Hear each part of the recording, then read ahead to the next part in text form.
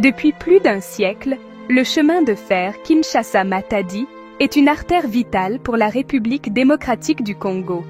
Cette ligne de 366 km est l'épine dorsale historique et logistique qui relie la vaste capitale, Kinshasa, au principal port atlantique du pays à Matadi.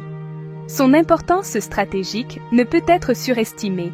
C'est le canal désigné pour l'importation de biens essentiels qui soutiennent les millions d'habitants de la capitale et pour l'exportation des vastes richesses minérales du pays vers les marchés mondiaux.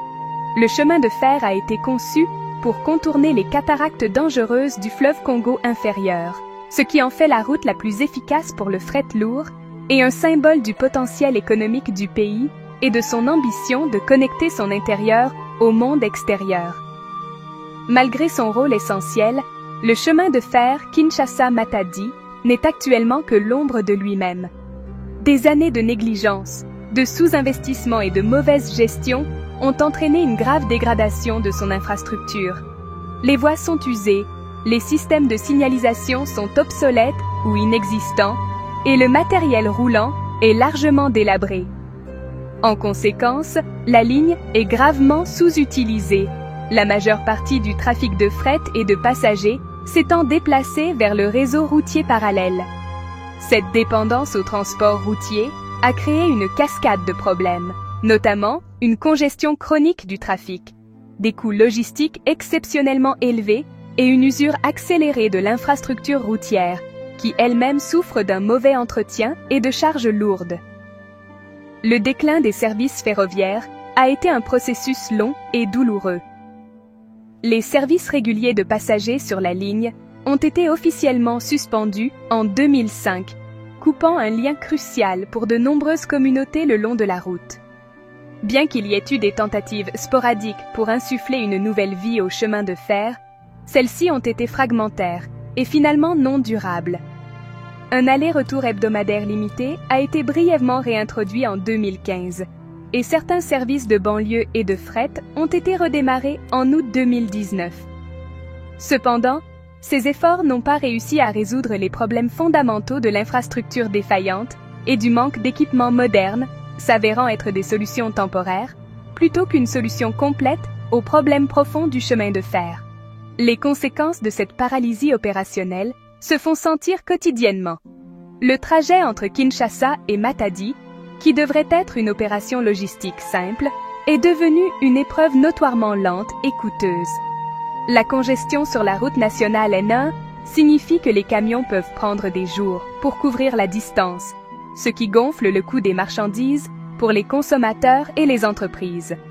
Cette inefficacité a un impact direct sur la compétitivité du port de Matadi et entrave la capacité de la RDC à exploiter pleinement ses ressources économiques.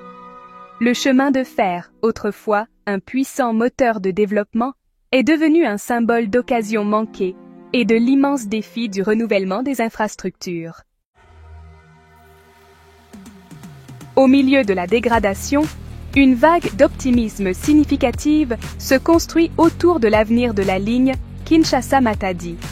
Reconnaissant le besoin urgent d'agir, le gouvernement congolais a lancé un programme de revitalisation majeur. Ce plan ambitieux est soutenu par un investissement substantiel de 500 millions de dollars américains, structuré comme un partenariat public-privé.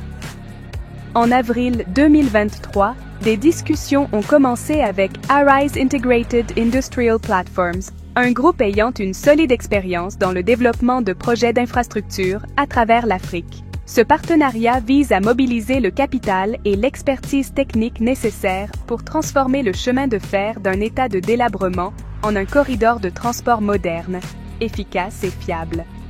La portée du projet de revitalisation est globale, abordant toutes les facettes des déficiences du chemin de fer.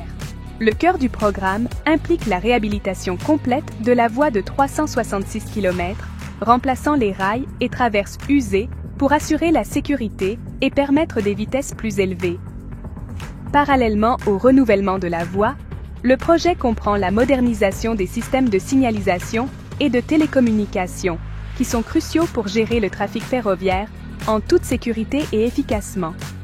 En outre, Le plan prévoit l'acquisition de nouveaux matériels roulants modernes, y compris de puissantes locomotives pour le fret et des voitures confortables pour les passagers, signalant une fin définitive à l'ère des réparations de fortune et du service peu fiable. Un signe tangible de cette nouvelle ère est arrivé en décembre 2023 au port de Matadi. 7 voitures d'un train automoteur diesel de fabrication japonaise, anciennement exploité par JR Hokkaido, ont été livrées à la société de transport public, l'Onatra. Ces trains de la série Ex-Kiha 183, construits entre 1979 et 1992, sont parfaitement adaptés à l'écartement de 1067 mm de la ligne et peuvent atteindre des vitesses allant jusqu'à 100 km/h. Bien que d'occasion, ils représentent un bond technologique significatif par rapport à la flotte existante et étaient en service actif au Japon jusqu'en mars 2023, attestant de leur fiabilité et de leur ingénierie robuste. Le voyage de ces trains japonais vers la RDC est une histoire en soi. Initialement, ils étaient destinés à la Sierra Leone via un accord distinct avec Arise UEP. Cependant, lorsque cet accord a été annulé, les trains, qui avaient déjà quitté le Japon en septembre 2023, ont été réacheminés vers la RDC. Ce coup de chance a fourni au projet de revitalisation Kinshasa-Matadi un atout de haute qualité dont il avait grand besoin. L'arrivée de ce matériel roulant est un puissant symbole de progrès, démontrant un engagement concret de tous les partenaires, non seulement à parler de relance, mais à équiper activement la ligne pour un nouveau chapitre de service. Au centre de tout le corridor Kinshasa-Matadi se trouve une pièce d'ingénierie emblématique, le pont de Matadi. Inauguré en 1983, cette magnifique structure est le seul passage fixe sur les sections inférieures et moyennes du puissant fleuve Congo. C'est une merveille à double usage, transportant une autoroute à 2 voies sur son pont supérieur et une voie ferrée unique sur son pont inférieur, ce qui en fait un lien indispensable pour le trafic routier et ferroviaire. Sa construction, témoin de la coopération internationale, a été rendue possible grâce à l'aide financière et technique de l'Agence japonaise de coopération internationale.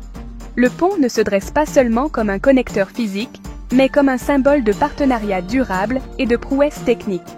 Ce qui fait du pont de Matadi un atout particulièrement important pour la revitalisation du chemin de fer, c'est son remarquable état de conservation. Même pendant une période de 20 ans, où le soutien japonais a été interrompu en raison de l'instabilité politique, les ingénieurs congolais ont méticuleusement entretenu la structure, assurant son intégrité et sa préparation opérationnelle. Ce dévouement à l'entretien a porté ses fruits. Lorsque la coopération japonaise a repris en 2012, les experts ont constaté que le pont était en excellent état, un exploit rare et louable dans une région où les infrastructures souffrent souvent de négligence. Cette résilience signifie que le pont est entièrement capable de supporter le poids et la fréquence des trains modernisés et plus lourds sans nécessiter de révision structurelle majeure. La valeur stratégique de ce pont bien entretenu ne peut être surestimée. Tout projet de revitalisation du chemin de fer aurait été confronté à des coûts et des retards insurmontables si ce passage critique était tombé en ruine. L'état robuste du pont offre une base solide sur laquelle l'ensemble de l'effort de modernisation peut être construit. C'est un maillon crucial de la chaîne qui assure un flux ininterrompu de trafic du port jusqu'à la capitale. En juin 2023, le 40e anniversaire de l'inauguration du pont a été célébré, marquant non seulement une étape historique, mais renforçant également son rôle de composant essentiel pour le futur développement économique de la RDC.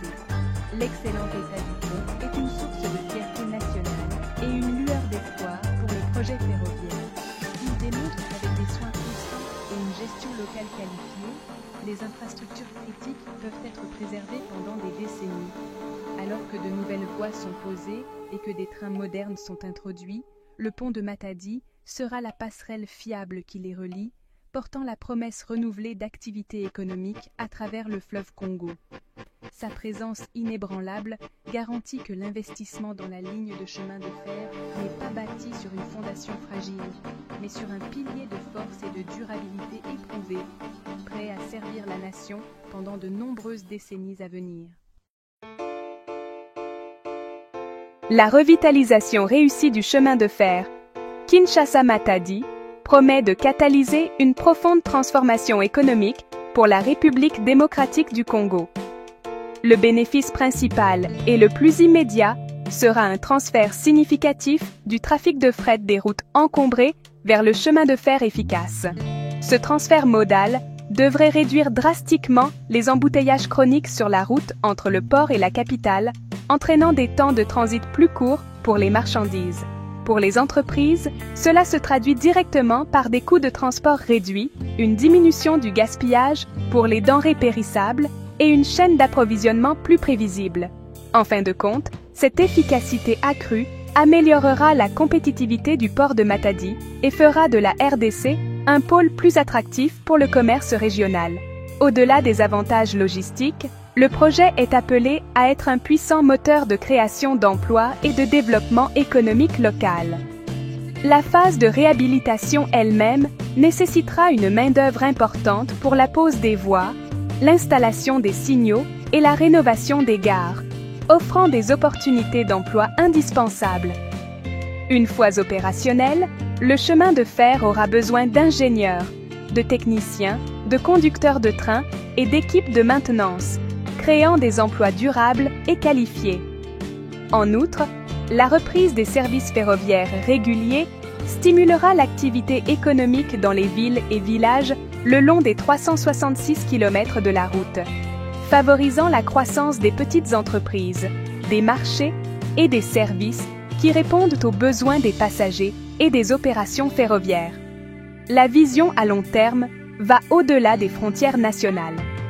Une ligne Kinshasa-Matadi entièrement fonctionnelle pourrait servir de segment critique d'un réseau de transport régional plus vaste, améliorant la connectivité avec les pays voisins d'Afrique centrale. Comme la RDC est riche en ressources minérales, en particulier dans la région de la ceinture de cuivre, une liaison ferroviaire efficace vers un grand port maritime est essentielle pour stimuler les exportations et attirer davantage d'investissements étrangers dans le secteur minier. En offrant une route fiable et rentable vers l'Atlantique, le chemin de fer peut libérer tout le potentiel économique de l'intérieur du pays, l'intégrant plus profondément dans l'économie mondiale et renforçant sa position géopolitique. Cependant, la réalisation de cet avenir prometteur dépend de la résolution de plusieurs défis clés. Le succès de ce projet ambitieux repose sur la mobilisation cohérente et opportune des 500 millions de dollars américains de financement promis. Une gouvernance efficace et transparente au sein du partenariat public-privé entre le gouvernement, l'ONATRA et Aris d'UEP est primordiale pour éviter les pièges des projets passés. Plus important encore, un plan de maintenance à long terme robuste et durable doit être mis en œuvre dès le premier jour pour garantir que l'infrastructure revitalisée ne retombe pas dans un cycle de déclin. Si ces conditions sont remplies, le chemin de fer Kinshasa-Matadi restauré sera bien plus qu'une simple liaison de transport. Ce sera la voie sur laquelle la RDC construira un avenir plus prospère et plus connecté.